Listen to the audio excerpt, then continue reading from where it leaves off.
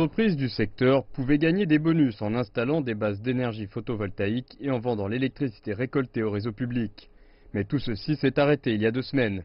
La Commission nationale pour le développement et la réforme, le ministère des Finances et l'Administration nationale de l'énergie ont annoncé fin mai que des réductions seraient effectuées dans les tarifs d'achat nationaux et des subventions à l'électricité générées par les projets photovoltaïques à partir de ce mois. Ainsi, les générateurs d'énergie photovoltaïque ne généreront pas autant de profits qu'auparavant. Alors pourquoi le gouvernement a-t-il décidé maintenant de réduire les subventions? Nous avons connu une croissance très rapide de la puissance photovoltaïque au cours des 2 dernières années et cela a nécessité beaucoup de subventions. En 2017, la capacité installée en Chine a dépassé les 50 gigawatts, soit plus de 50% de la demande mondiale. Entre 80 et 90 gigawatts n'ont pas reçu de subventions. L'écart global du niveau des subventions pour les énergies renouvelables est d'environ 120 milliards de yuans, dont 40% pour les projets photovoltaïques, soit environ 45 milliards de yuans. Selon le site d'information guancha.cn, l'écart de subventions pour les énergies renouvelables de la Chine avait atteint 100 milliards de yuans à la fin de 2017. Une réduction des subventions permettra d'alléger la pression financière pesant sur le réseau public, amenant des réductions pour les consommateurs, mais cela réduira aussi les revenus des entreprises solaires. Les analystes estiment que ce sera un moment de vérité pour les entreprises, d'autant qu'elles ont augmenté leur capacité de production face à une demande relativement stable. Les subventions pour les entreprises sont mises en place pour protéger les nouvelles industries.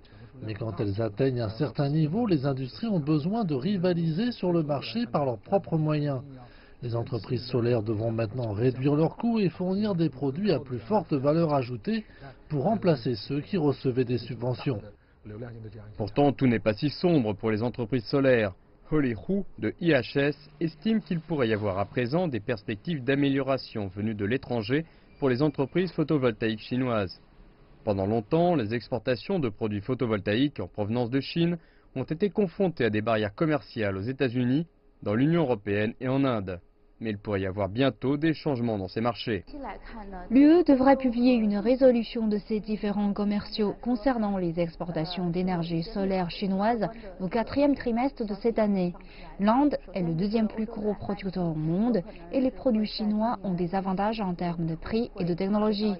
Si nous pouvons régler nos différends commerciaux avec l'Inde, cela contribuera également à faciliter les choses pour les entreprises chinoises.